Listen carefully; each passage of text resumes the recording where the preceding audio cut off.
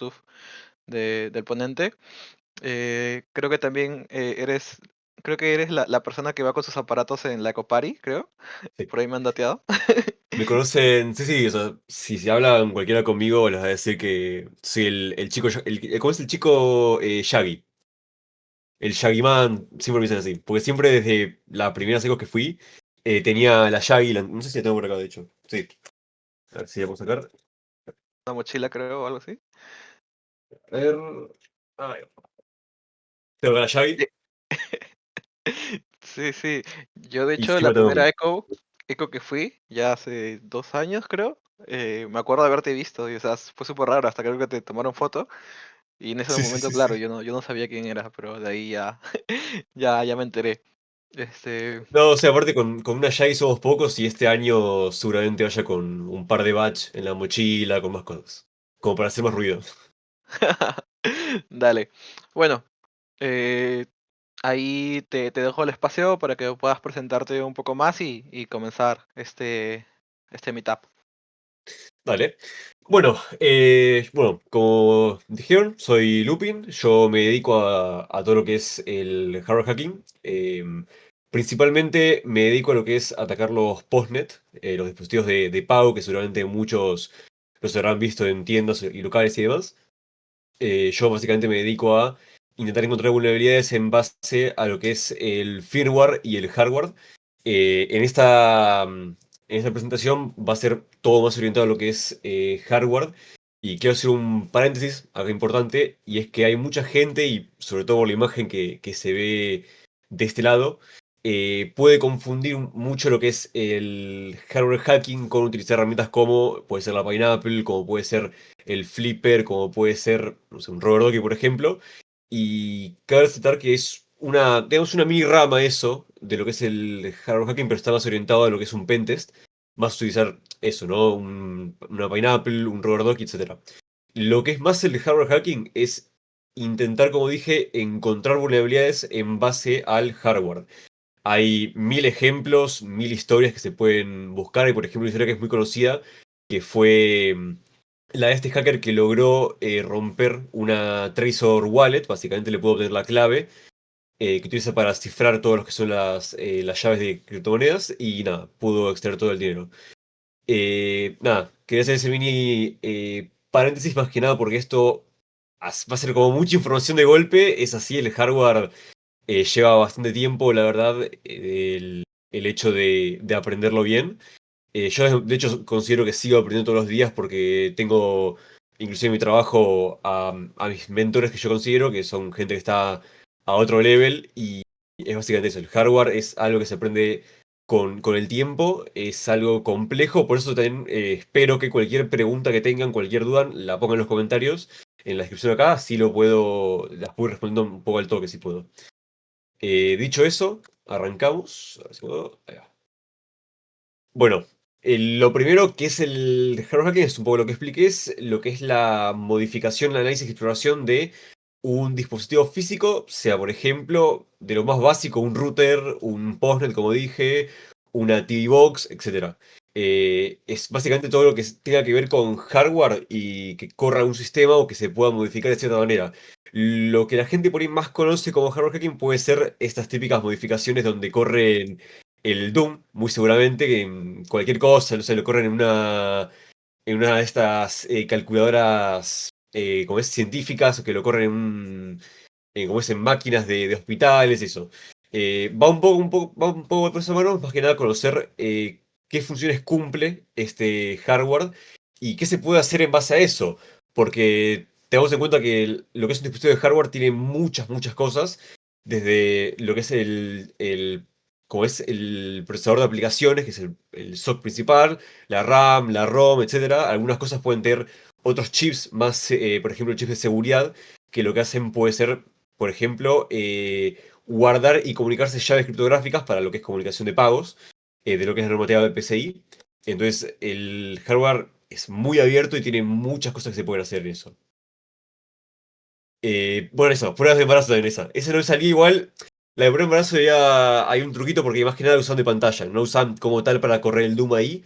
pero algo más avanzado se podría tranquilamente. El Doom lo vi correr en cualquier cosa, es increíble eso. Y es fácil de compilar encima. Así que nada, dicho eso un poco, es básicamente eso.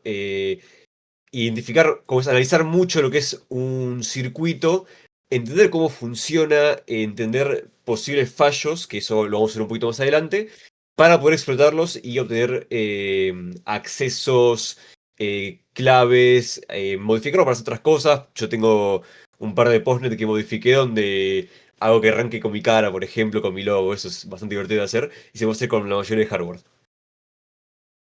Como obviamente esto es cómo arrancar Like a Boss, la idea es explicaros un poco qué cosas se requieren para poder iniciarse en esto del hardware hacking y que no nos salga un ojo de la cara, porque lamentablemente esto es extremadamente caro, ya se los voy diciendo. ¿Por qué es caro? Bueno, justamente las herramientas que se utilizan son caras, porque son herramientas un poco de lo que se dice instrumentos de reparación y demás, como puede ser, por ejemplo, un osciloscopio, una estación de soldadura, un microscopio digital, etcétera. Que depende de qué vayamos, puede ser más caro, menos caro, por ahí se consigue, por ahí no se consigue y hay que importarlo. Es un poco depende del país. En Argentina, por ejemplo, hasta hace no mucho fue un poco complicado traer cosas. Ahora se liberó bastante, bueno, se pueden importar cosas bastante fácil.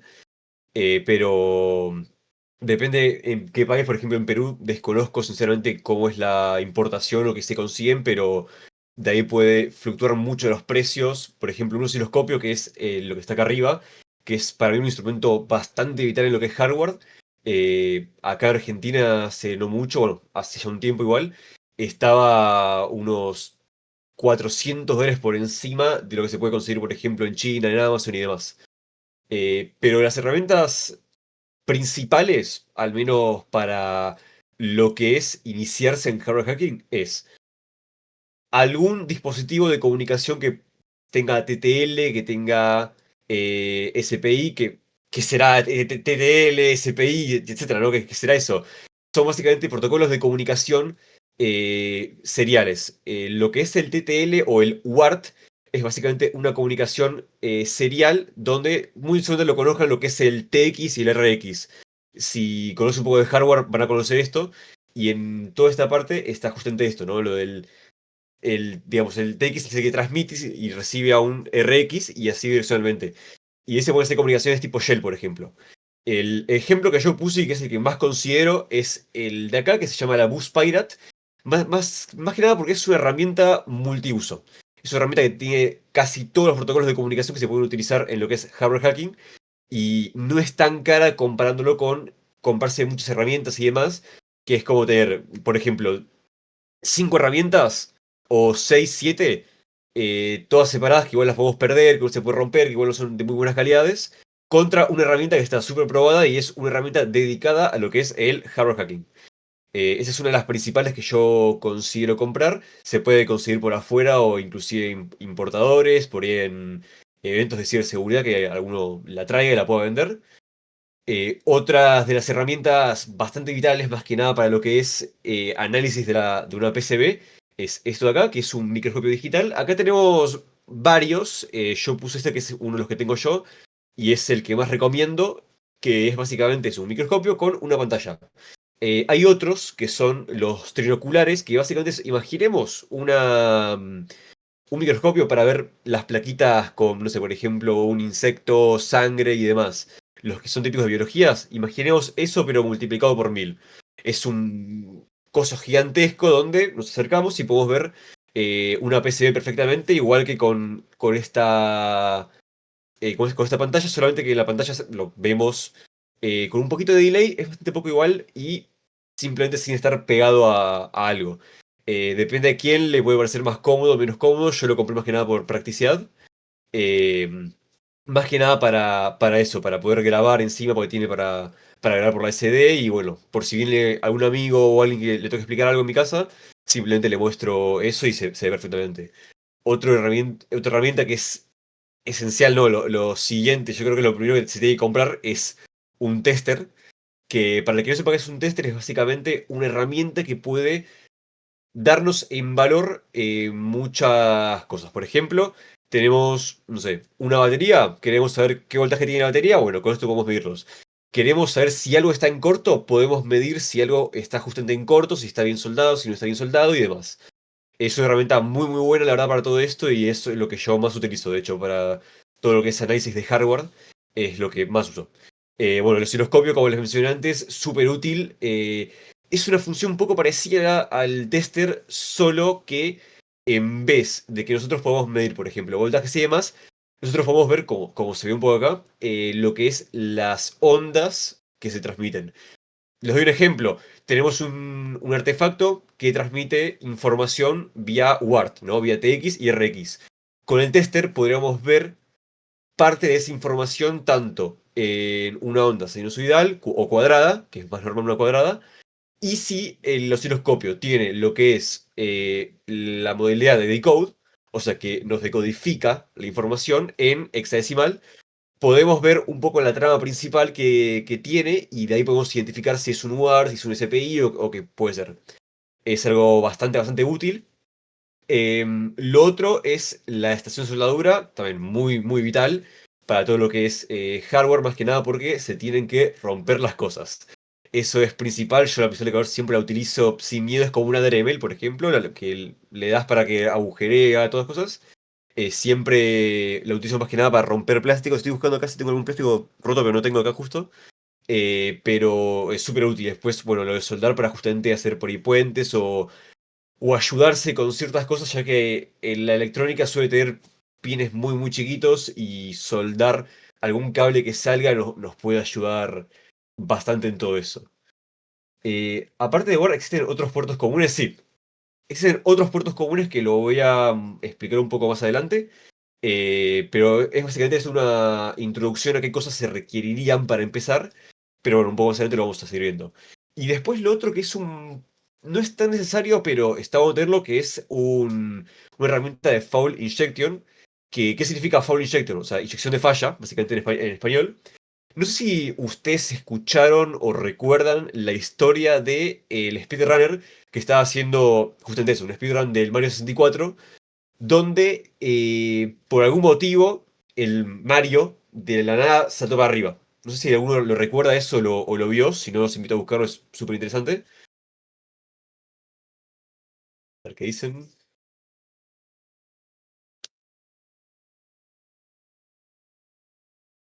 Bueno, mientras escriben ahí en los comentarios les comento básicamente la historia, exactamente, los Solar Waves. Justamente eso fue por un rayo cósmico, lo que también se le dice, que golpeó la consola y lo que hizo fue intercambiar los bits, ¿no? Recordemos que todo lo que es electrónica, todo lo que es su computadora, por ejemplo, que estamos viendo ahora mismo, son básicamente ceros y unos a nivel, digamos, informático o a nivel eléctrico, sería ausencia o presencia de electricidad, ¿no? De voltaje, que pueden ser muy bajos, un poco altos, siempre se varía el voltaje. Justamente lo que pasó ahí fue que ese rayo cósmico que cayó en la consola, que fue fue una suerte terrible eso, la verdad, al golpear intercambió los bits, pasó de 0 a 1, de 1 a 0, como sea, eso hizo que saltase para arriba, Mario. Un ejemplo que pasa en la vida real es, por ejemplo, en el acelerador de hadrones, que no me acuerdo bien en qué estaba, pero básicamente eso es agarrar un electrón, que puede ser del cielo o lo que sea, y básicamente en el acelerador de hadrones lo que hace es que tiene una placa especial que cuando golpea lo detectan, ¿no? Y de ahí, bueno, empieza a tratar la velocidad y demás. En este caso, cuando golpeó lo que es la consola, energizó ciertas partes y, bueno, cambió los bits. Básicamente el foul injection funciona de la misma forma. Nosotros podemos inyectar voltaje en, por ejemplo, acá tengo un Arduino, en lo que es, si ven mi cámara, van a poder ver lo que es el ATmega. Depende de cómo lo inyecte, puedo hacer que cambien ciertos valores. Hay bastante información de esto y de hecho, foul injection no solo se basa en lo que es el, digamos, inyectar una cierta tensión por un campo magnético, sino también que se puede hacer, sobre todo, por ejemplo, que es subir voltajes o bajar voltajes en ciertas zonas. Lo que se conoce como, ¿cómo se llama esto?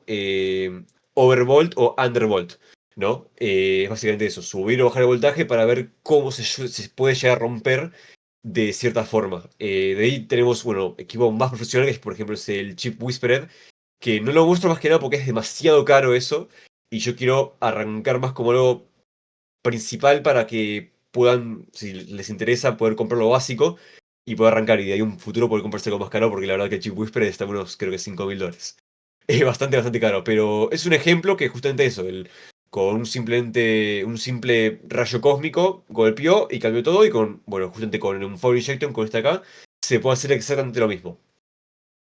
Pero bueno, justamente ahí habían dicho que otros protocolos existen. Bueno, ahí vamos a ver un par de técnicas de hardware hacking. Lo que es, bueno, básicamente las primeras, identificación de interfaces, lo que puede ser localizar interfaces como JTAG, WART, SPI, que ahora vamos a entender un poco más. Lo que es el dumpeo del firmware, que es básicamente extraer un firmware de un chip embebido para poder analizarlo si es que no lo tenemos. Reversing básico de binarios, que esto es un poco más complejo, así que lo voy a dejar un poco más para adelante. Análisis de placas, por ejemplo, eso puede ser agarrar un Arduino o lo que sea, y poder identificar cada componente, cada sección de lo que es la PCB, que puede ser desde un Arduino hasta un router, hasta un TV Box, hasta un postnet, hasta lo que fuese. Hay mil cosas, todo lo que corra un sistema operativo, lo que corra un mini sistema puede ser hackeable. Y por último, lo que es sniffing de señales, que es lo que les comentaba con el tema del osciloscopio. Así que bueno, lo que es identificación de interfaces, cabe recalcar que las más comunes en lo que es el hardware hacking suele ser lo que es UART, que fue lo que les comenté antes. Básicamente tenemos un protocolo que es serial de transmisión y recepción. En este caso lo pueden, en los routers yo siempre les recomiendo arrancar con un router en esto porque es más que nada lo más barato, no duele tanto romperlo y es fácil de conseguir. Siempre en lo que es hardware hacking se recomienda tener más de tres de los mismos. O sea, por ejemplo, me compro tres routers o me compro más que nada porque se va a romper varios. Se puede arruinar. De lo más común que hay en los routers es el UART, que es esta parte de acá, no sé si la pueden ver, que son cuatro pines. ¿Por qué son cuatro pines? Justamente porque tenemos lo que es GND o tierra, BCC o positivo, y después TX y RX. En UART se suele usar más que nada lo que es GND o tierra, y TX y RX. El SC no se suele utilizar más que nada porque es recomendable cuando se snifee, digamos, o se ponga para leerlo, se enciende el aparato. Más que nada para que muestre todo el output. Esto se puede hacer con la BusPad que les mostré. Si tienen, por ejemplo, un flipper cero, que lo considero más un juguete que otra cosa, pero me salvó, la verdad, de muchas ocasiones. Más que nada porque ciertos aparatos requieren ciertos voltajes en la parte de lo que es TX y RX. Entonces ahí se requieren más niveladores de tensión y demás, que bueno, es un poco más avanzado. En lo que es router siempre son lo básico, son 3 volts. Y básicamente lo que es el UART nos permite una comunicación vía shell. Si, por ejemplo, nosotros cuando tenemos un router, lo desarmamos y vemos algo como el estilo, si nosotros con el flipper, con un TTL que puede ser Bus Pirate, puede ser otros que se encuentren, se busca simplemente TTL, UART, listo, se compra cualquiera, la verdad todos sirven esto, yo probé varios y la mayoría me sirvió. Con esto de iniciar router vamos a poder obtener una shell, que es básicamente una conexión remota, como si fuese un RCE en lo que es Linux, a digamos un Windows o lo que sea. Es básicamente lo mismo, pero es algo físico. Entonces, al tenerlo físicamente, podemos interactuar de cierta forma para, por ejemplo, hacer configuraciones de lo que es el red Wi-Fi, contraseña, podemos instalar otro sistema operativo e inclusive podemos entrar a otros modos, lo que es el modo U-Boot, que es un modo de arranque especial donde se pueden hacer otras cosas. Yo, por ejemplo, con este modo de U-Boot logré extraerme el firmware a base de peticiones. Es un poco complicado, pero se puede. La otra interfaz más común que hay es el SPI, que viene en base a lo que es la EPROM. Los routers suelen tener lo que es la EPROM, que es una memoria flash muy básica, suelen ser de 16 megas, 8 megas, 32 megas, 64 megas como muchísimo, que suele ser de este formato, ¿no? El que está marcado en rojo que dice EPROM, que ese formato de chip se le conoce como SOIC 8. ¿Por qué SOIC 8? Básicamente porque el SOIC tiene muchos nombres, la verdad no recuerdo mucho, tenemos SOIC, WSON y demás. Eh, lo que importa es el 8, más que nada, ¿por qué? Porque son los pines que tiene, en este caso son 4x4, 8, ¿no? No sería 4x4, pero bueno. Pero son de cada lado 4 pines, lo cual podemos nosotros conectarnos a esos pines y poder extraer el firmware. Esto es mayormente utilizado en lo que son los routers, porque más que nada por abaratar costes, es más caro poner una NAND o lo que es una memoria, como por ser la de un teléfono. Y la verdad que no renta mucho más que nada para un router. Por ahí un router más potente, como puede ser uno más gamer y demás, puede llegar a tener una NAND, pero lo más común es esto, una EEPROM. Y en la EEPROM, bueno, podemos extraer lo que es el firmware, pero en ciertos routers eso tiene un problemita. Y es que los pines, que son de voltaje, de tierra, de datos, de bla, bla, están conectados a lo que es el CPU. Entonces, ¿qué pasa? Cuando nosotros arrancamos el CPU o conectamos, por ejemplo, lo que es la alimentación, se nos bloquea la lectura. Entonces, en varios casos debemos extraer lo que es esta EEPROM para leerla y de ahí es donde se utilizaría la pistola de cargador, ¿no? Básicamente. Con eso podemos extraer lo que es la EEPROM y poder leerla. Después, el método de comunicación que no es tan común en routers, si en dispositivos más embebidos que pueden tener lo que es un sistema, por ejemplo, mobile o demás, es el JTAG. Que el JTAG es esto que tiene bastantes pines, el cual es un protocolo de comunicación el cual nos permite leer casi todo. O sea, podemos interactuar con lo que es el SOC, o sea, el CPU, podemos leer la RAM en vivo, podemos hacer todo. O sea, es un protocolo de depuración. Eh, Esto viene en dos formatos, lo que es el JTAG de varios pines y el SWT, que son básicamente dos pines, o tres pines contando del tierra. El más común es, o igualmente este JTAG, el SWD es más que nada para lo que es ARM, que puede ser por ejemplo el Raspberry Pi. Es más, si buscan fotos de lo que es la Raspberry Pi Pico, que es esta parecida de Arduino, van a ver que en la parte trasera, la parte contraria donde está el USB, tenemos tres pines. Justamente esos tres pines son de SWD, donde podemos depurar un poco la información. Eh, con lo que es JTAG hay que tener algo muy en cuenta y es que claramente los devs que desarrollan estas placas utilizan sus propias posiciones de los pines. O sea, que por ejemplo, en esta placa supongamos que esto es GND, BCC, data 1, 2, 3, bla, bla. Pero en otra placa puede ser data 1, data 2, BCC, GND acá. ¿Y cómo podemos saber esto? Bueno, hay varios proyectos que nos pueden utilizar que nos pueden servir para lo que es ¿cómo es? El identificar estos pines. Que si lo buscan, se los dejo acá en los comentarios, el Blue Tag es el más popular. De hecho, está en Abus Pirate, por eso mucho se los recomiendo. Está en Abus Pirate y con eso podemos identificar los pines de JTAG o de SWD para poder de ahí, con otras herramientas, poder interactuar con eso y bueno, sacar información, hacer que corra código no firmado, por ejemplo el Doom, para jugar y demás cosas. Esto es como lo básico para identificar interfaces. Es muy visual en los routers. Y si no es tan visual, o en el caso que, por ejemplo, lo que es WART no lo podemos identificar, ahí es donde entrarían herramientas como el tester o el osciloscopio. Con el tester, poniéndolo en lo que es voltaje de más o menos 5 o 6 volts, depende del tester que se tenga, se puede identificar, es un truco muy copado, se puede identificar qué pin es cada uno. ¿Cómo se puede identificar esto? Bueno, tenemos que tener en cuenta que tenemos un pin de transmisión TX y un pin de recepción RX. Entonces, si nosotros ponemos lo que es el tester en lectura de 6 volts, 5 volts, depende del tester, en, por ejemplo, el pin que está con las resistencias, ¿no? Que sería el de acá, podemos ver que nos quedan 3 volts. Fijo, no cambia. Obvio, del otro lado tenemos que tomar una masa, como puede ser, por ejemplo, el conector de acá o algún otro. Pero bueno, de un lado, o sea, de un pin, nos da 3 volts fijos, no cambia. Esto siempre cuando lo leemos tenemos que conectar, obviamente, el aparato para que arranque y bootee y muestre el output, ¿no? Ahora, de otro pin, cuando lo conectamos por ahí, arranca en 3 volts y va variando. Varía, por ejemplo, 2.9, varía 1 volt, varía 3 y así. ¿Qué significa esa variación? Bueno, esa variación significa que está transmitiendo datos. Porque lo que es el serial o el WARD transmite la información en base al nivel de voltaje. Entonces de ahí puedo interpretarlo para poder mostrar la información. Obviamente un tester no lo va a hacer tan preciso o igual ni lo muestra. Depende mucho de las velocidades a las que esté trabajando el aparato que queremos leer. Pero mayormente se puede leer más que nada en los routers. La otra forma es con un osciloscopio. En un osciloscopio podemos ver la onda cuadrada directamente y si tenemos la forma de decode podemos ver la trama. Esto más que nada para identificarlo, sino simplemente con un TTL podemos ir cambiando hasta que veamos información.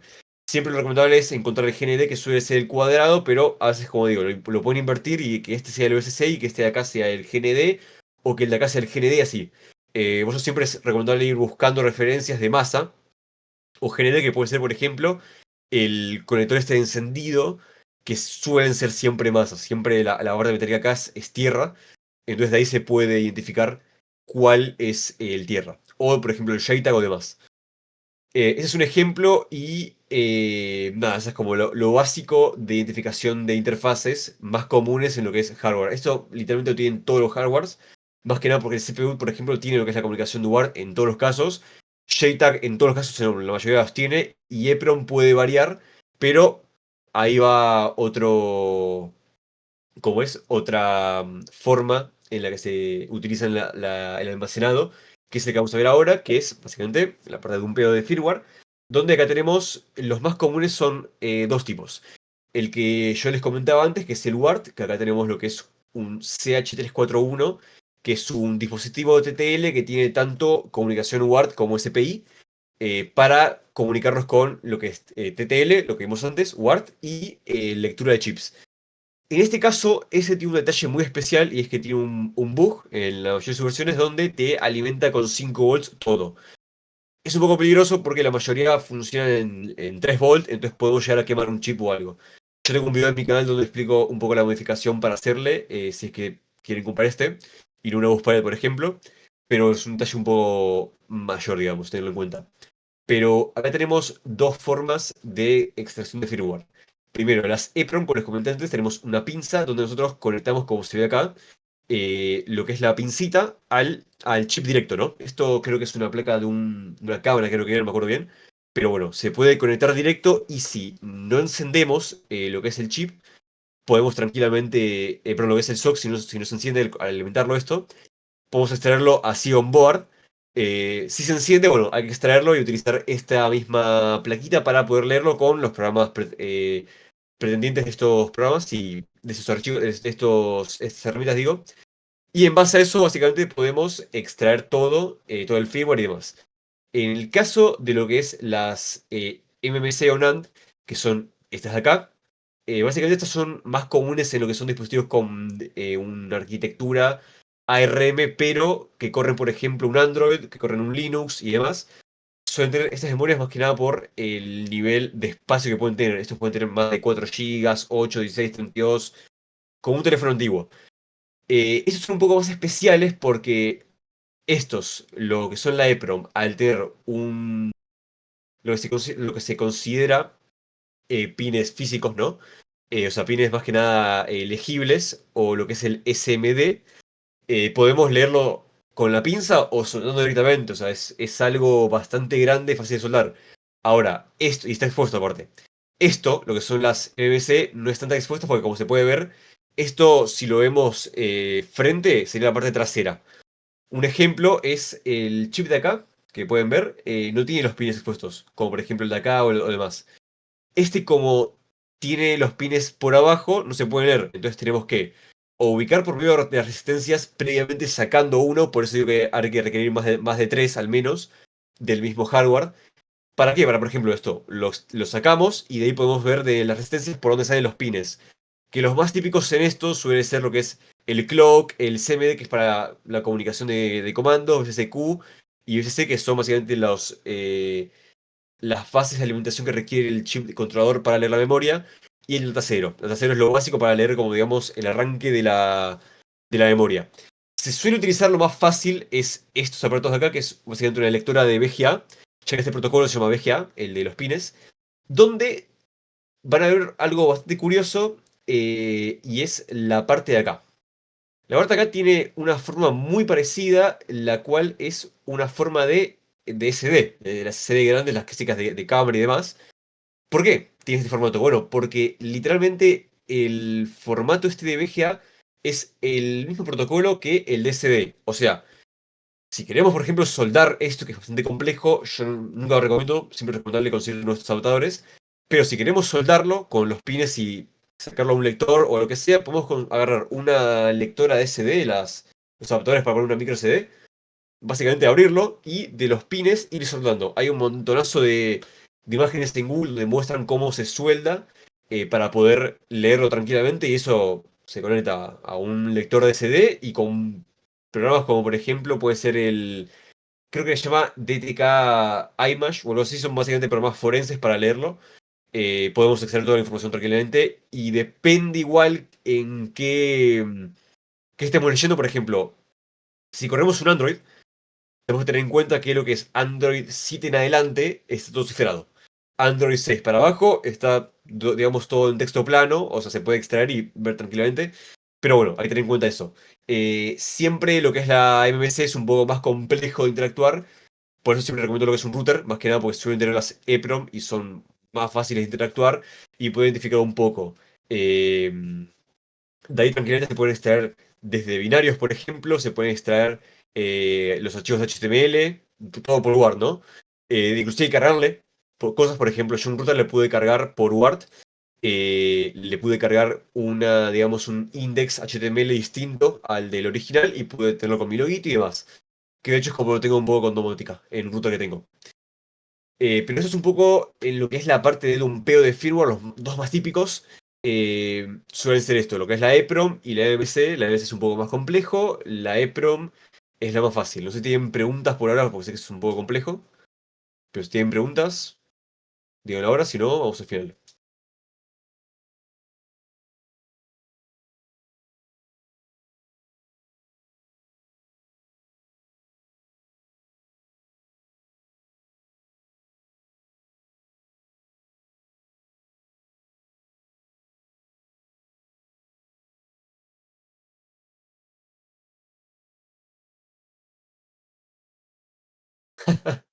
Pasa, pasa, pasa. O sea, sé lo que es porque lo que es el hardware es algo muy complejo y abarca muchas cosas, la verdad.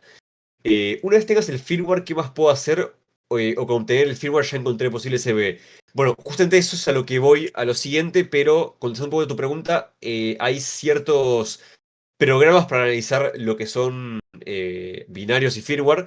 Tenemos, por ejemplo, el ENVA, que es un programa muy copado, donde nosotros le podemos indicar un archivo .img, por ejemplo, de una extracción de un Android, por ejemplo, y nos haría lo que es un análisis estático de todo lo que es los binarios y en base a eso podemos identificar ciertas vulnerabilidades. Me encantaría mostrarles una hora, pero la verdad son cosas de mi trabajo y no puedo filtrar esa información. Pero básicamente pueden buscar el programa este EMBA que está en GitHub y en base a eso nada, pueden hacer un par de pruebas con algún firmware extraído de algún lado, siempre se encuentra. Por ejemplo, lo más típico es búsquense un firmware completo, no un update, nada, un firmware completo de, por ejemplo, un router de TP-Link. Lo más típico, se lo pasan al ENVA y les va a mostrar todos, básicamente, las vulnerabilidades que tenga y de ahí se pueden ver de explotarlas. Obviamente puede dar falsos positivos, pero es un buen arranque, o digamos, una buena base de arranque. Gracias, Kila. Como siempre estás en todos lados, la verdad, Kila. Pero bueno, justo vamos a lo siguiente, que es el reversing básico de binarios. Acá quiero hacer un hincapié bastante grande, y es que el reversing es igual de complejo o más que complejo que lo que es el hardware hacking. ¿Por qué? Porque a menos que alguno de ustedes sepa bien o programó en Assembler, programó en C bastante y todo eso, va a ser complejo entender o reversear un binario. Pero básicamente haciendo reversing, por ejemplo, si tenemos un firmware, ¿no? Y tenemos binarios, ¿no? Los puntos C, por ejemplo, bueno, los puntos C no.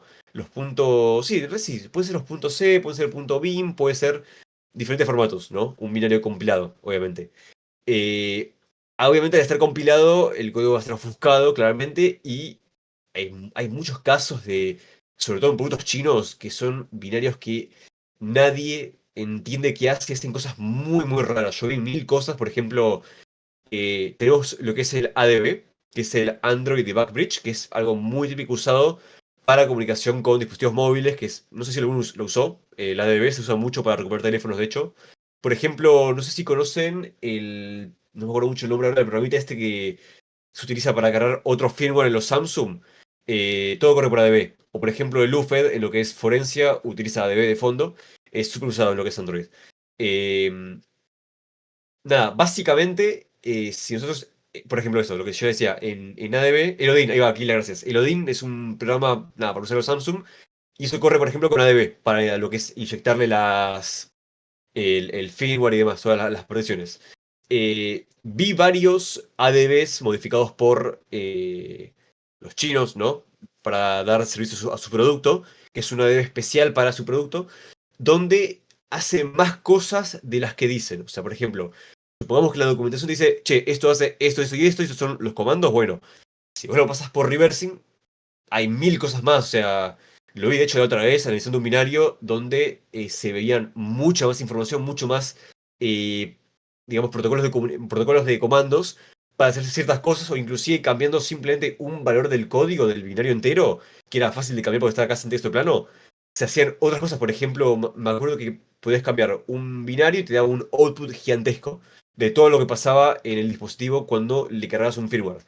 Entonces, el reversing es esencial también para lo que es un análisis estático de los binarios. Y ahí entra lo que es la pregunta perdón, tu nombre no sé cómo se le diría, el AK13A. Disculpame. Akira, perdón, tenés razón. Akira. Eh, Ahí entré un poco lo que es la parte de cómo podemos encontrar vulnerabilidades, más que nada porque en base a lo que es el reversing podemos identificar ciertos problemas, por ejemplo, que tengan. Les voy a dar un ejemplo muy básico. Extraemos un binario de, no sé, un programita medio raro que justo a lo que es nivel mobile tiene lo que es el SUID. ¿Qué es el SUID? Básicamente, se los escribo para que lo puedan buscar después. El SUID es básicamente un binario que tiene privilegios de root, pero que puede correrlo un usuario shell, o sea, un usuario no privilegiado. Y por ejemplo, en ese binario podemos encontrar una parte del código donde hace comunicación con algo, lo que sea, y nos da una elevación de privilegios. Eso se puede identificar un poco con lo que es reversing o encontrar ciertos fallos para acceder a ciertos modos que están protegidos por el dispositivo y así. Es algo bastante complejo. Si me preguntan, por ejemplo, cómo iniciar en reversing, yo les recomendaría al 100% buscar los cursos y demás de Ricardo Narvaja, que es un crack de lo que es el reversing. Creo que lo escribí muy mal. Ahí va, disculpen. Ricardo Narvaja es un crack y él tiene varios cursos de cómo hacer reversing, pero bueno, es algo de mucha, mucha, mucha práctica, pero es bastante importante en todo esto de lo que es el reversing a binarios para encontrar vulnerabilidades. Si no, bueno, con el EMBA y es un poco ir probando hasta que salga. Después, el siguiente punto sería lo que es análisis de placas. En este caso, si no me equivoco, esto es un TV-Box o algo muy, muy similar. Alguna plaqueta con Arduino o algo parecido. Ahí va, gracias, che, ahí va el curso de Narvaja. Nada, Narvaja tiene tanto un Telegram, tiene un Telegram que no me acuerdo bien el nombre, pero ahora lo busco. Es básicamente dedicado a todo lo que es reversing, lo pueden encontrar así, como cracks latinos. Lo voy a encontrar así, el Telegram. De hecho, el icono es una carita como sonriente malévola. No sé si alguno está en el grupo y tiene casualidad ahí el enlace, lo puede lanzar. Pero es súper, súper esencial. Bueno, continuando con lo que es análisis de placas, que supongo lo que habíamos comentado antes sobre el hecho de, bueno, con el osciloscopio, con lo que es el tester y demás, poder encontrar ciertos protocolos. Si nosotros tenemos un SOC y, por ejemplo, no tenemos expuesto absolutamente nada, esa es la cara es igual. Bueno, si nosotros no tenemos, por ejemplo, ningún punto de referencia a lo que puede ser WART y demás, esto de acá no es WART, me parece, lo estaba verificando antes. Si no tenemos una zona de WART o de SPI o lo que sea, ¿cómo podemos nosotros identificar algún punto o poder encontrarlo? Bueno, ahí entra lo que es un poco la parte de OSINT, ¿no? Para poder identificar cosas. Por ejemplo, acá tenemos tapado con lo que es básicamente un disipador. El SOC, siempre los SOC los suelen tapar con disipadores. Si nosotros lo extraemos, vamos a ver obviamente lo que es el modelo, marca y demás. Y en base a eso tenemos que buscar mucho en Google, depende de qué sea, igual ni siquiera aparece. Pero tenemos que buscar lo que es el modelo y vamos a encontrarnos con algo muy parecido a lo que está acá a la izquierda, que en este caso es un STM32, es un chip bastante copado. De hecho, para que se hagan una idea, es el, no este, pero sí uno parecido, de la familia del STM32, es el chip que utiliza el Flipper, por ejemplo. Y acá como podemos ver, bueno, tenemos varios pines de comunicación, de datos, bla, bla, y podemos ver acá lo que es WART, TX y RX, ¿no? Son de otros nombres, pero esto es WART, básicamente, de lo que es TX y RX. Entonces, nosotros al tener en cuenta esto, ¿no? En caso de que sea en formato SMD, o sea, un SMD puede ser, por ejemplo, el chip de acá, no sé si se llega a ver, pero tiene los pines expuestos, o este de acá, por ejemplo, o este de acá. En este caso, se puede simplemente, lo que es con el tester, en modo de continuidad, el que les había comentado antes, que era para saber si algo está en corto, podemos poner, por ejemplo, una punta en lo que es el TX, ¿no? Y la otra punta en absolutamente todo lo que hay acá. Por ejemplo, en la parte de acá podemos empezar a probar por acá, por acá, por todos lados, hasta que suene. Cuando suena sabemos que tenemos ahí la trama, ¿no? De la pista. Y ahí tenemos una pista expuesta posiblemente de lo que es WART. Con RX hacemos lo mismo. Y en el caso de que no sea en formato SMD, sino que sea en formato VGA, como puede ser estos chips de acá, que si no me equivoco esto creo que es la RAM o debe ser la memoria o algo. La verdad que no se llega a ver qué dice acá. Ahí sí va a haber que desoldarlo, el chip con una pistola de calor o demás, y empezar a probar con los tests. Yo es lo que más hago esto de soldarlo y empezar a probar porque es lo más fácil.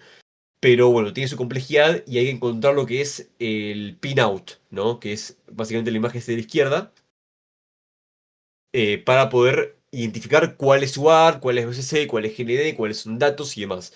Porque esto suele ser bastante complejo de encontrar si no tenemos una referencia más que nada, porque puede ser cualquier cosa, tranquilamente. Si no, bueno, con un osciloscopio es un poco a suerte hasta encontrar. Hay muchos que son los testpad, que acá de hecho, acá hay un testpad que puede ser por ejemplo este de acá. Otro testpad son estos tres de acá, por ejemplo. Son pines muy marcados, es un círculo redondo y se nota. Y ahí puede haber también comunicación de ward para depuración y demás. Nada, eso es un poco lo básico en lo que es análisis de placas. Siempre en lo que es Hard se suele ver esas cosas más que nada para poder de ahí posiblemente tener un acceso más elevado. O si no tenemos acceso directamente, porque por ejemplo, nosotros es un TV Box, no tenemos acceso de nada. Con eso se puede, por ejemplo, tener un acceso de Shell. O haciendo el firmware con EMBA o reversing se puede sacar más información. Ahora, nosotros tenemos, por ejemplo, los pines de comunicación TX y RX, ¿no? ¿Qué se puede hacer o cómo puedo identificar un poco más?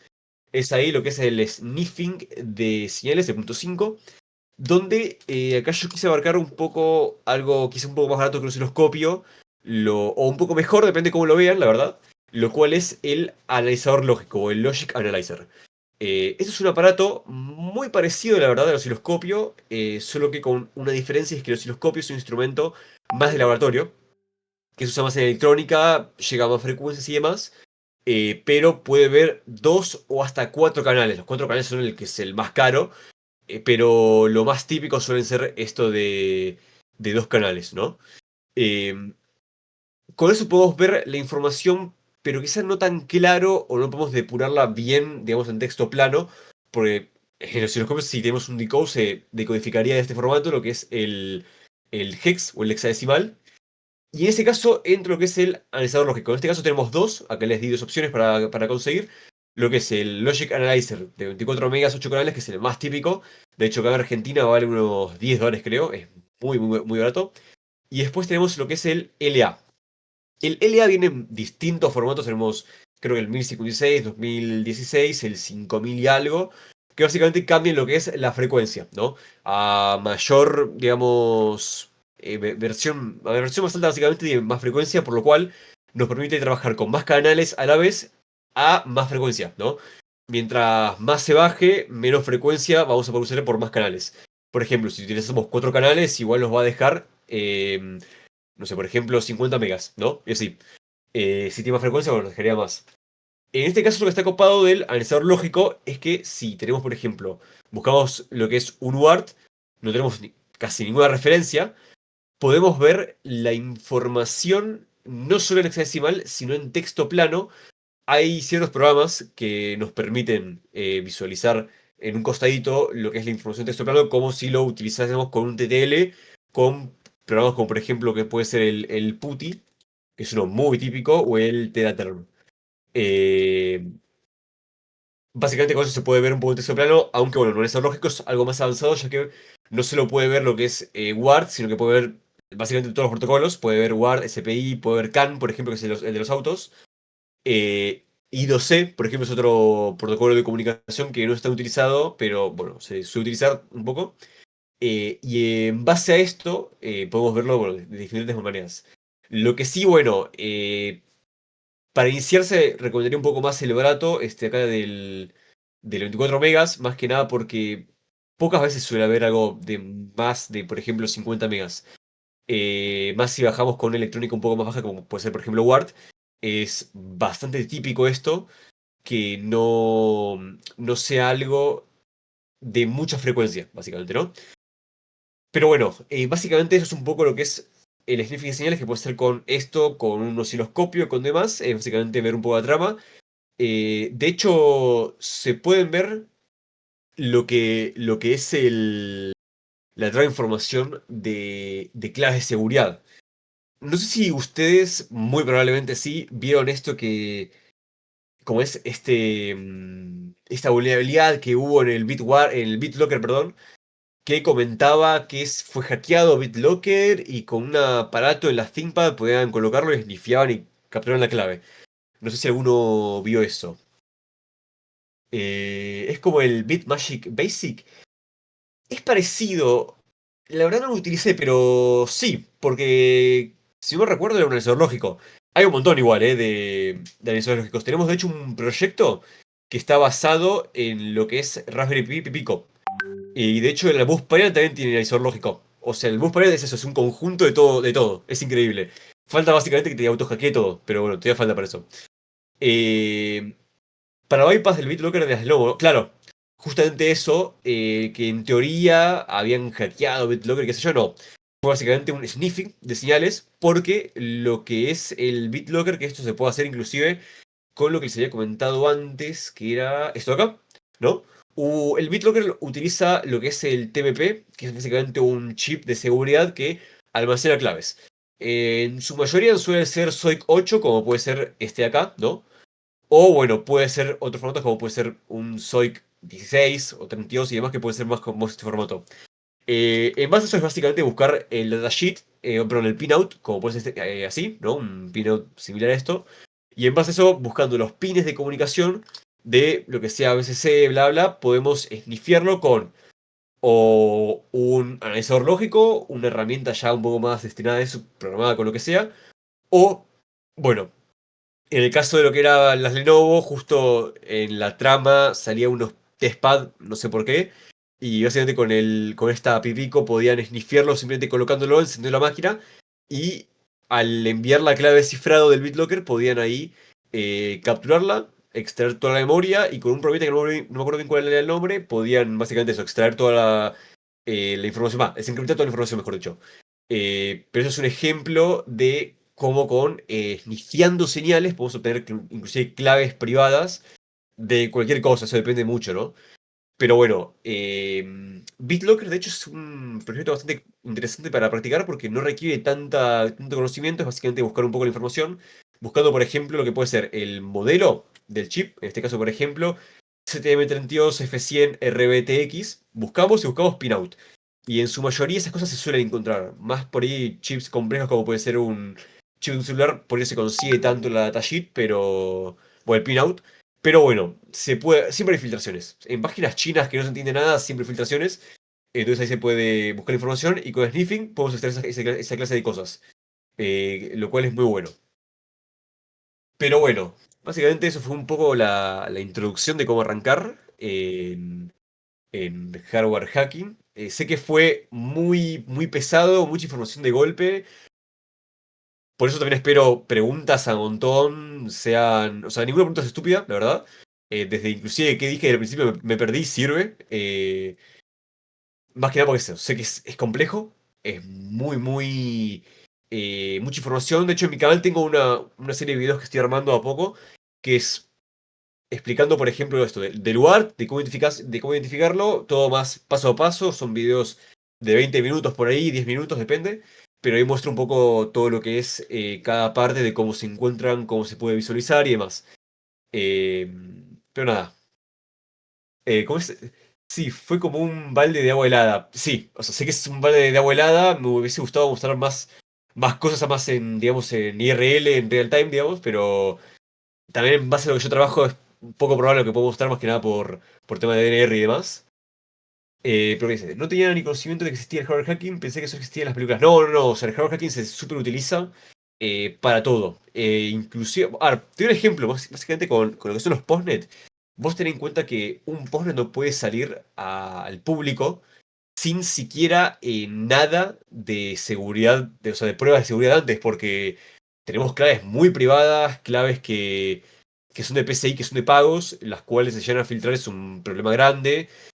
Mala imagen a la marca y demás. Se suele probar muchísimo, la verdad, todo eso. Por eso se utilizan lo que son como es, lo que son chips especiales de seguridad para cifrar todo esto. Comprar la Proximar 3 gracias a ti, Lupin, puede tener 1 millón de soles de mi tarjeta de metro.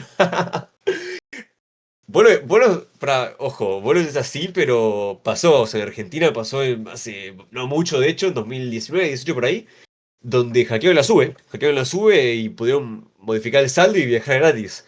Sí, Ahora no se acá en puede. Perú también. Ah, ¿en serio? ¿También? Sí, hay un Es negocio que es ahí. la típica, te digo, es la típica porque, a ver, no sé si ahora cambió un poco en Perú, pero al menos en Argentina antes la validación lo hacían medio a fin del día, por ahí. Pero ahora creo que lo hacen al momento, o sea, si vos la modificás la sube y pagás, se bloquea si no coincide con el servidor. No sé cómo será en Perú, pero pasa. Igual, ojo, yo con lo que es la próxima rompí mil cosas, te digo, ¿eh? Inclusive tengo acá una tarjeta que la intenté analizar, pero lamentablemente no tiene nada, que no sé si conocen, no creo que esté en Perú, pero este es un bar con arcades, tiene el Daytona, tiene el Street Fighter, el King of Fighters y más. Acá atrás se llama. Su tarjeta que básicamente extraje toda la información con la Proxmar y pude ver todo. La Proxmar para mí es lo mejor que hay. De hecho, tengo ahora muchas ganas de comprarme la RDB4, que es la última, pero bueno, vale su moneda, la verdad. También en Perú tenían las Y tarjetas del Metropolitano, también tenían el PIB de todo el Perú. Buah. en Es la de que, juegos, sí, sí, o tienen sea, la de ¿cómo? banda ¿Cómo? magnética. En la de juegos que mencionaste, acá en Perú No, ese es el todavía FC. usan banda magnética. Y ahí se usa la MCF101, creo, que es como para snifear. Y Mira, es mucho más yo fácil que hacer utilizo. NFC. Sí, sí, banda magnética es todo texto plano. No sé si tengo por acá tengo un aparato. No sé, creo que no lo tengo por acá.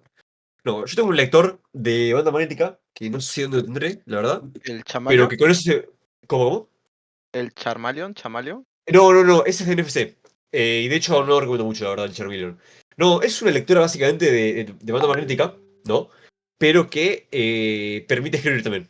O sea, ¿por qué pasa? La banda magnética básicamente son como, digamos, líneas binarias, básicamente, donde tiene una señal electromagnética, que es un mini campo magnético, donde al pasar algo, un lector básicamente, se hace ciertos bits y eso es la información.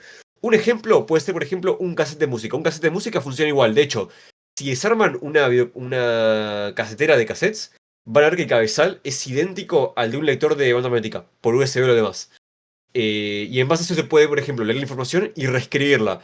Yo en un laburo anterior que estaba en lo que era cibercrimen, forense y demás, me cayó un caso donde eran todas tarjetas de, por ejemplo, no sé, tarjetas, por ejemplo, de la SUBE, tarjetas de crédito expiradas, tarjetas del SACOA, que es digamos, un salón de juegos con montañas rusas y demás, que estaban todas modificadas, donde la información de adentro era toda información de tarjeta de crédito. Entonces, ¿qué hacía el tipo este? Con esa información iba a los cajeros, tenía el pin del cajero, lo conectaba, o sea, perdón, introducía la tarjeta y extraía el dinero. Banda magnética es súper inseguro. Yo, de hecho, es un poco exagerado, ¿no? Pero siempre las mías las quemo. O sea, cuando puedo quemo la banda magnética, que se puede hacer o rayándola o dándole un pulso fuerte.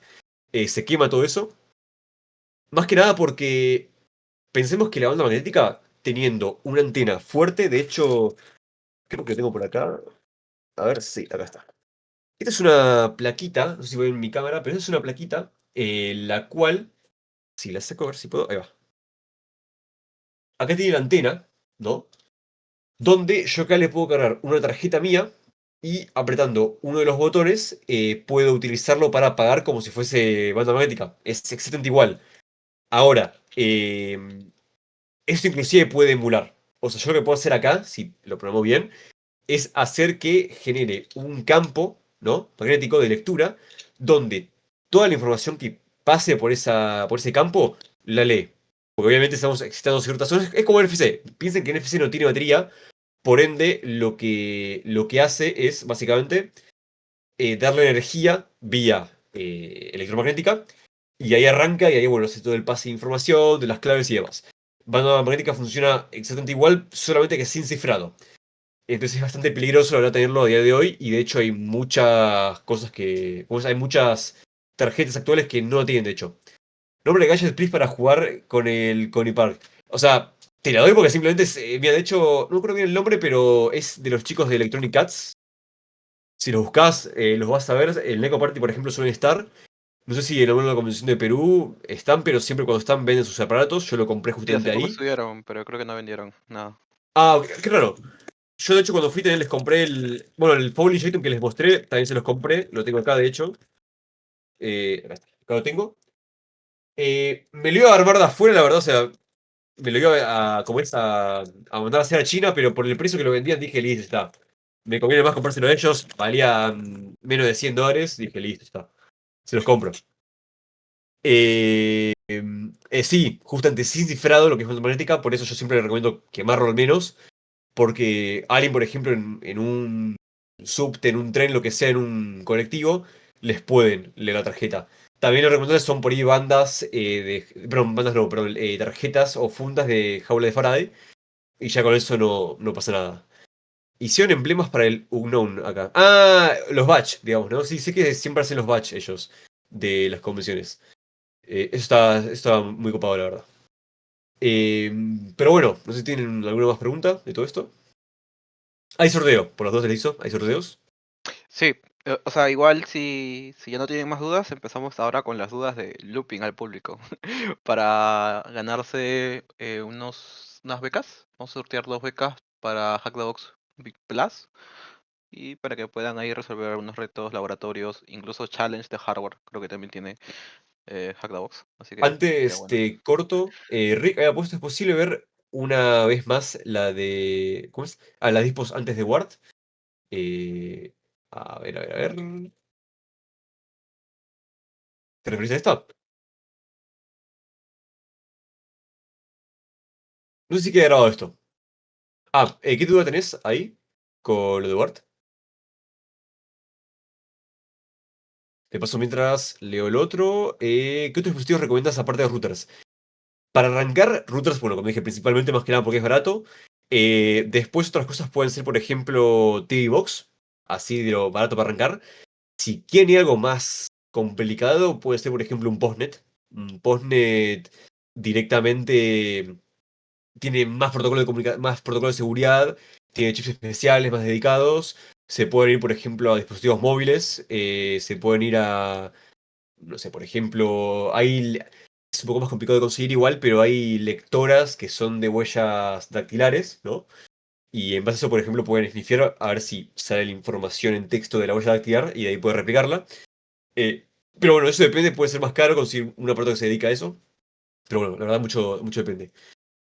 Es que justo ahí llegué a los 20 minutos. No, lo de Word, básicamente lo que se explicaba es un poco lo que es identificación de interfaces, de cómo se suelen ver todo esto, qué se pueden hacer, por ejemplo, con lo que es Word, que es lo de acá. Se puede extraer, pero se puede hacer una comunicación tipo shell, como RCE. Con lo que es el EPROM se puede extraer el firmware, y con lo que es el JTAG, que es el de acá, es una comunicación, es un protocolo de debug, el cual podemos leer la RAM, podemos trabajar con el SOC, podemos inyectarle código para que corra cosas, por ejemplo, un Doom y así. Eh, bueno, y cerré. Igual no sé si queda grabado esto, No, no, no solemos ¿no? grabar Listo, nada. bueno. Si no, puedes ir a mi canal, a mi canal de YouTube y ahí lo explico bastante más, o en Instagram y demás, o en Telegram. Me puedes preguntar lo que sea. Eso no hay problema.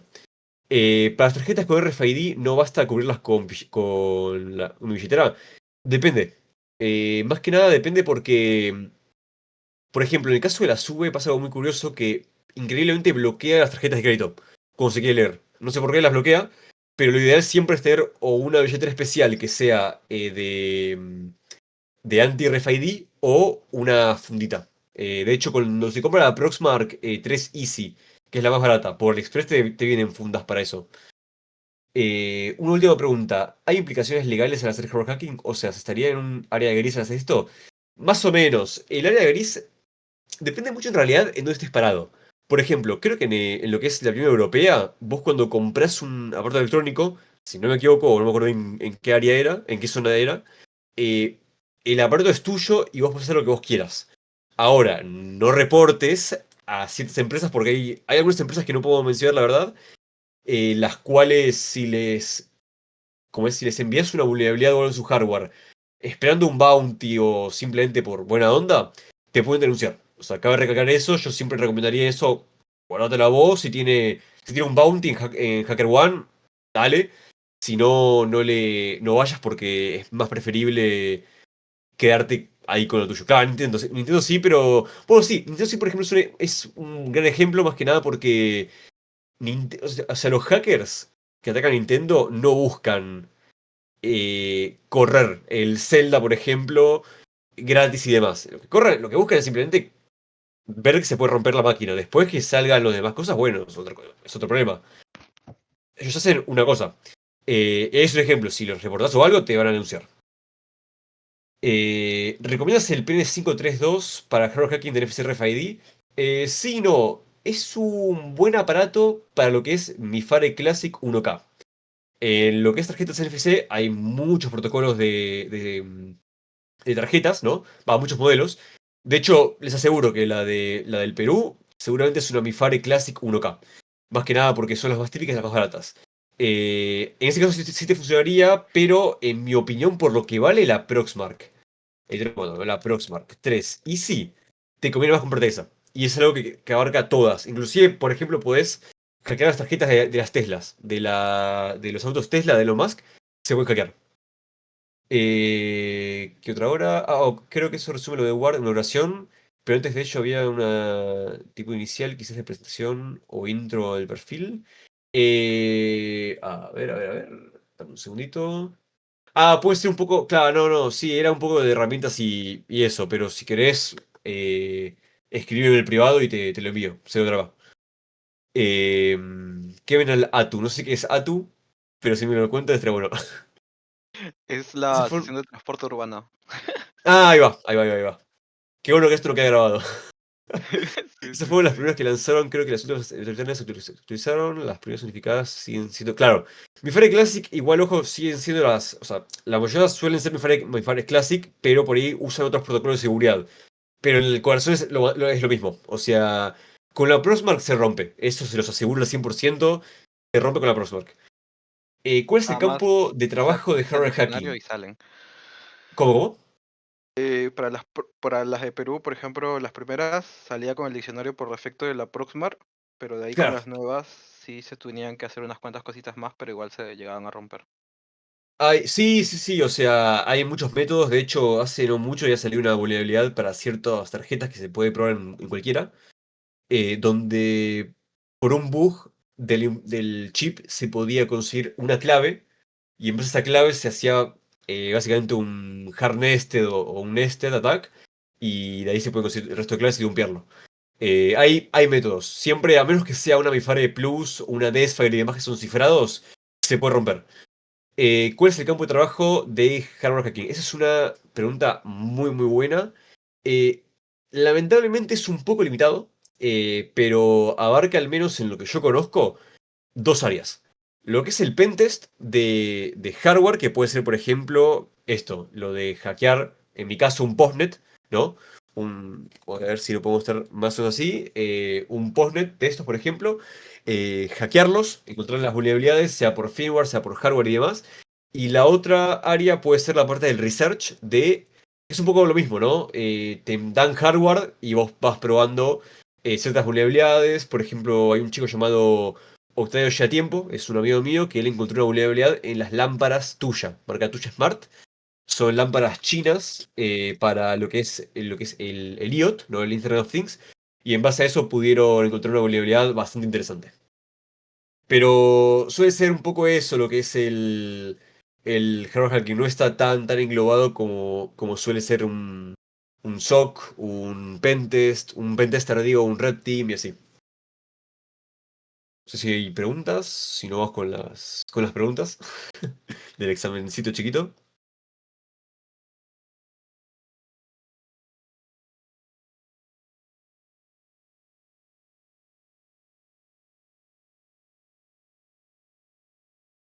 Ah, por ahí están escribiendo, esperamos, sí.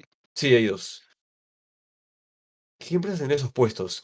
Mirá, tenés por ejemplo lo que es Mercado Libre, tenés Faraday, que son las dos que más conozco, la verdad. Pero ahí lo mejor creo que sería buscarse en lo que es HackerOne. En HackerOne tenés ahí, o en LinkedIn, por ejemplo. Pero en HackerOne ves los bounty que tienen y si tienen hardware, tengan seguramente un puesto de hardware ahí. Es un poco buscar, la verdad. Eh, y los que quieren pero especializarse en esto, ¿qué certificaciones serían las mejores? Pues, por ejemplo, la de... Claro, tema hardware, no hay una certificación, me parece como tal. Lo que yo por ahí más recomiendo, si querés tener validación, sería directamente estudiar una ingeniería o una tecnicatura en electrónica. Sería creo que lo más recomendable. No sé si afuera del extranjero o local. Tanto local como extranjero, Rick. En ambas se puede conseguir laburo. El tema es que, obviamente, el hardware te tienen que enviar el dispositivo. Pero a mí, por ejemplo, me lo envían de Brasil. Para que tengas una idea. Sí, lamentablemente es ingeniería. Yo, ojo, yo no soy ingeniero. Yo soy técnico, electrónico y me fue bien. ¿La electrónica ayuda a entender y saber más de hardware hacking? Sí. La electrónica ayuda bastante más a entender cómo funciona el hardware hacking. No es esencial. De hecho, conozco gente que hace hardware hacking y que la verdad nunca hizo ni cursos de electrónica, ni tecnicatura, ni ingeniería, nada. Es simplemente práctica. Es práctica, buscar en Google o al sumo preguntarme y demás. Claro, electrónica es God, yo no soy el dios de electrónica, pero sí ayuda a entender. Sí, ayuda un montón a entender. Bueno, sí que si quieres arrancar con el mini Sí, examen, a un par de sí, sí. preguntas. Si tienes No sé cuántas preguntas algún querés que par de haga. preguntas que quieras hacerlas. Dale, dale. Me pongo acá ¿cómo es esto? La presentación que hice y me pregunto algo. A A ver, ver, hay que primero poner las normas. ¿Te parece dale. si el que levanta, el que responde directamente el texto eh, en el chat? Así Sí, quien yo creo que escribe sería más más fácil, rápido. ¿no? Sí, sí, yo Sí, creo que más que nada el primero que lo escriba en el chat. Bueno, ok. primero, díganme, ¿qué es una EPROM?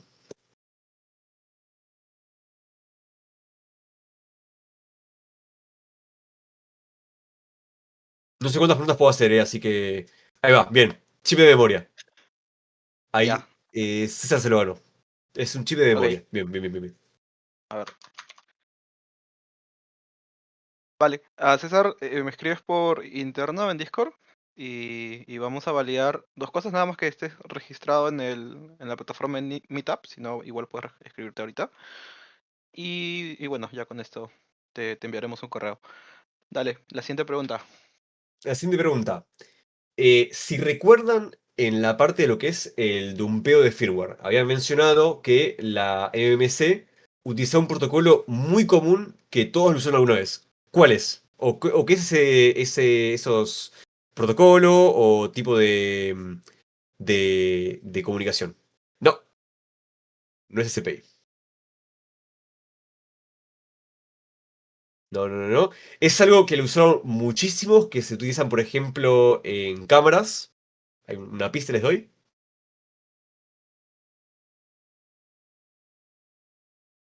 No, no, no, no, no. Parece que me le pega.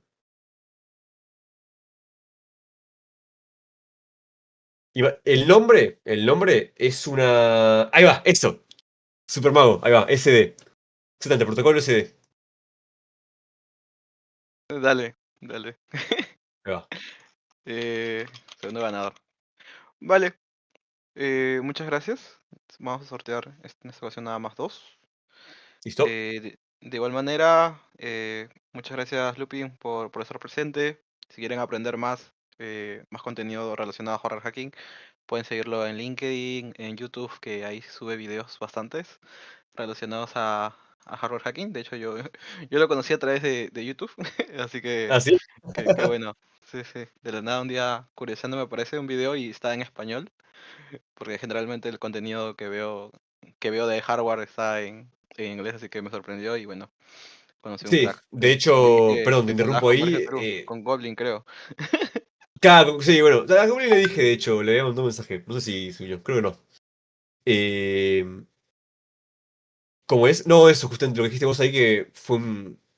Justo le diste en el clavo. Lo que es todo el hardware hacking, en su mayoría está todo en inglés. Lamentablemente está todo en inglés, inclusive lo más básico está todo en inglés. Por ende, yo lo que hago más en mi canal, si lo van a buscar, es arrancar de cero. Lo mío es explicarles de lo más básico, básico, básico, e ir avanzando un poquito. Justo ahora no estoy subiendo muchos videos porque estuve un poco ocupado, pero la idea es justamente eso, poder explicarles a la gente que le interesa el hardware, que quiere al menos lo básico, ¿no? Empezar a jugar un poquito, ver qué se puede hacer en todo esto y que se entienda, porque hay mucha gente que no sabe inglés, la verdad, eso es un hecho, y los que no saben inglés, al irse a un video que está en inglés, que por ahí la traducción es muy mala o no tiene traducción, es algo muy complejo de entender. Pero justamente eso es un poco la idea de mi canal. Muchas gracias Lupin por esa labor que estás haciendo en tu canal y también por aceptar el espacio. Ha sido un gusto. No, Espero por favor, tenerte ustedes, próximamente en algún otro cuando tema. gusten. Muchas gracias a todos. Gracias por estar Bueno, chicos, presentes. muchas gracias, nos vemos. Hasta pronto. Chao, chao.